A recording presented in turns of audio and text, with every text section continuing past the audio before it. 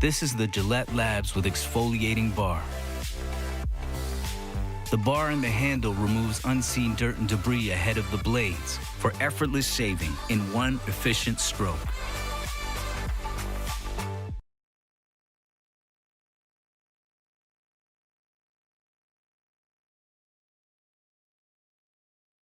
He's the right about early I've ever seen it. And we've seen that. We've seen that. Just made me a shot. I said, no, it makes you a homer. I didn't want it. All right, morning. How are we looking this morning? All right, good, good, yeah. Ready to go to Pitt? When Mac isn't at a practice like yesterday, do you change things around much today to cover anything that you would have done yesterday? Yeah, there's things that he would need, sure. But, you know, we got to get everybody else ready, too. You think he'll be out there today? How does it, I'm sorry. How does it flow when Brian is there? How valuable is it to have him to be Yeah, there? he and, you know, Zappy both take their reps, and it's a good opportunity for them. Watch Cam Hayward on that first play of their game last week. Mhm. Just disruptive, right? And then He's got a bunch of them. just Good thinking about it, when he came out in 11, did you have much? I mean, obviously you scout everyone, but did you have any story about him or did connection with him scouting him coming up? No. No, he's been a hard guy to play against. He's a good player. Especially with him and Tuitt in there. Yeah. A good front.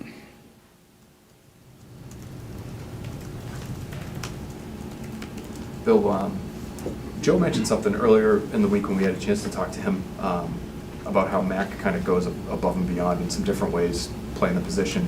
And one of the things he mentioned was in the week 1 game, you know, he ended up throwing a couple blocks on, you know, blitzers, I guess, kind of coming down on the backside. Is that something that's coached, or is that something that he kind of takes into his own hands in those situations? Some things like that are just instinctive plays. We talk about all those things sometimes after the fact, depending on how unusual it is that they would come up. But yeah, no, we talk about them. Is that something that you want him doing? It's, I don't know. It seems like, I don't know if you feel like he might be putting himself in harm's way in a situation like that. Yeah, I mean, it's the same conversation we had last year in the Jets game, right? I don't remember. My memory's not great. What? He ran like 30 yards and pushed Damian into the end zone, you know, and should he have done it, shouldn't he have done it, you know, it's the same. I don't know. Again, there's a competitive play out there that every player has. Sometimes it's, you know, not really part of the normal play or assignment. But, yeah, I mean, we're not looking for him to be a lead blocker on plays. It's not really his primary role. But I mean, I think everybody respects his competitiveness and his toughness. You know, like a lot of other players that do things that are sometimes beyond what maybe their normal assignment would appear to be. What have you learned about Mac in terms of his mental toughness?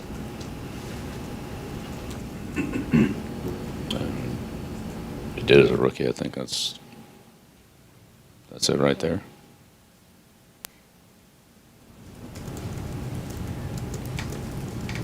Bill, it seems recently when you have gone out to Pittsburgh, the games have been later in the year. I'm just curious, in the fields are maybe a little bit more beat up because they play all the college and high school games there and so forth. The conditions at Heinz Field, kicking in that environment and playing on that surface, what are some of the challenges or what things that make it unique maybe from other settings? Yeah, I mean, there's a few things. Every stadium has its own wind patterns and unique aspects. They have theirs. So, fortunately, we have a very experienced kicker who's dealt with just about every type of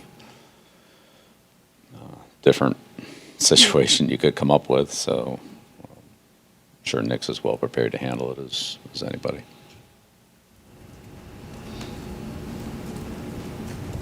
Obviously, a lot of memorable matchups against Pittsburgh over the years. Any particular one stand out to you when you think of this rivalry over the last 20 or so years?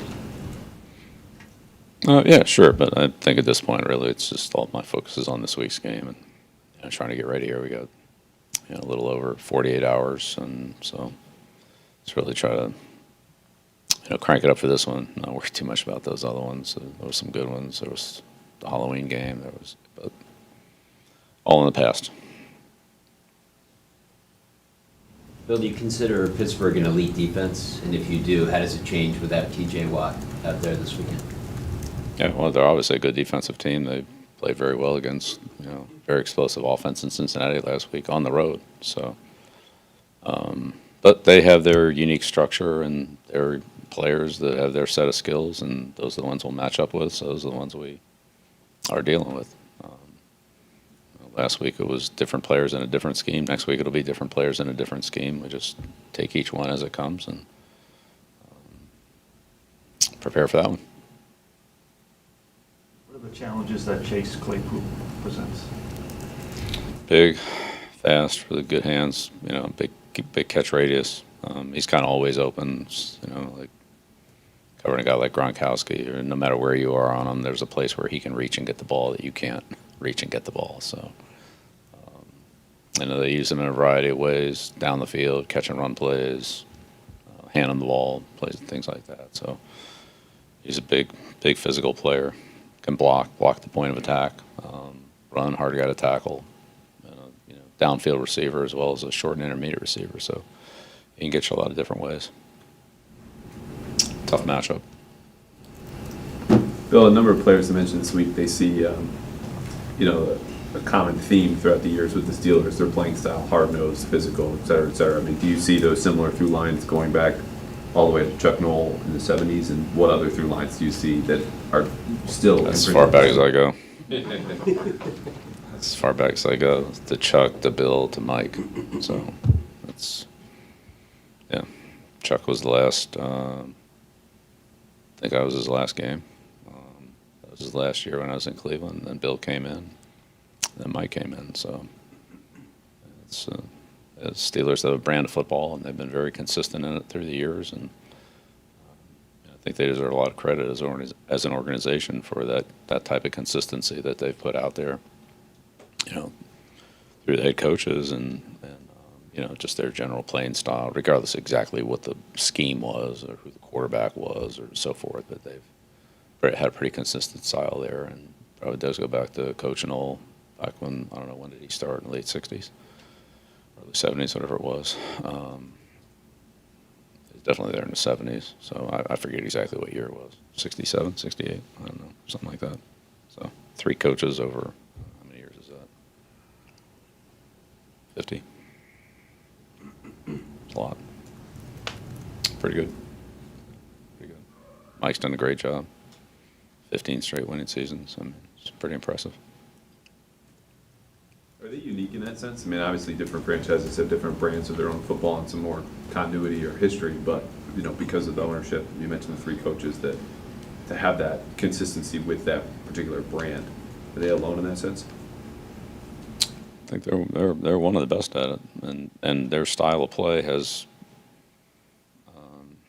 especially defensively, since Bill, since Cowher took over, it's been pretty consistent. So it's almost like you can look at a college player and say, oh, he would play there for the Steelers.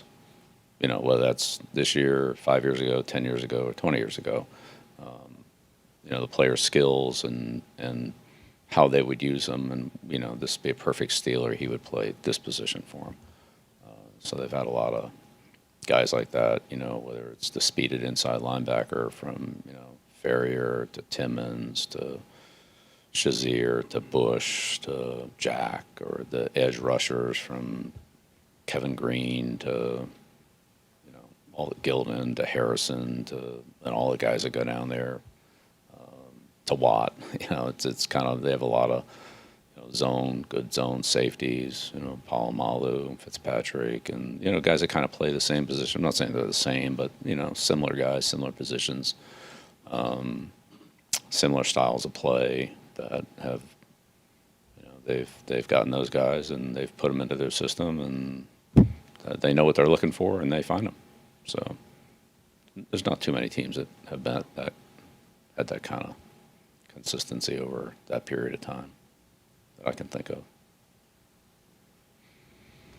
Does that make a pretty stark contrast? You just talked about the Pittsburgh defense versus what you saw last week. It feels like Miami's been like very man-to-man heavy over the years. I don't know if that was true last week, but it's a pretty significant change week 1 to week 2 here.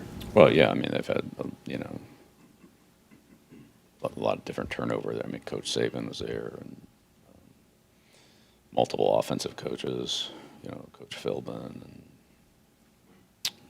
Coach Gase more recently and all that. I mean, so, there's been a lot of different offensive coaches, defensive coaches, different coordinators that came in with those coaches that they adjusted their play style to. So, but I think when you look at a coach like, Jimmy Johnson, whether he was at Dallas or Miami, it was consistent. Had he stayed at either one of those places, for 20 years or whatever, like Coach Knoll did, or that probably would have been the same for that same period of time. And then when you saw, coaches like Dave and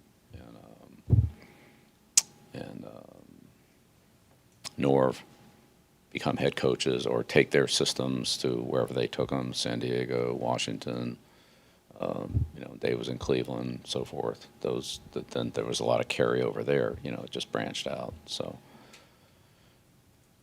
unfortunately, Jimmy just wasn't, but yeah, so if one person stays there for a long period of time and then they, turned over to somebody else or turns over to somebody else that follows that same pattern, then yeah, I think you're going to get that. It's just not that usual to see. What are some of the differences conceptually you see from Matt Canada's offense compared to, the later part of Ben's career? Yeah, well, it's a little bit of a tough one. There's only seen one game, Right. So we'll see how it evolves. I don't know if you can put too much on that one game. Certainly, there were things that stood out in it. There's a lot of matchups. I mean, obviously, they have a good back, good tight ends, good receivers, big, strong, athletic quarterback. So, but we'll see how they play us. Maybe they'll play us like they played Cincinnati. Maybe they'll play us differently. We'll see. So, I think we're going to need a bigger volume to really answer that question. I'd hate to be wrong on it. I don't know. We'll see how it develops, but we'll prepare for the things we prepare for, and if we have to adjust during the game, then we'll adjust. Final question. Bill, earlier this week, Gerard Mayo said that he feels like you evolved to coach the modern NFL player. He said back in the day he was totally different, which may be overstated, may not be. Do you agree with that? And if so, why do you think it's important? Yeah, I'll let Gerard comment on that. I don't know. So I'm not going to evaluate my own performance or style or whatever it is. Gerard's been here a long time. He's a pretty smart guy. Whatever his perspective is, it's probably pretty good. Just leave it at that. All right. Thank you.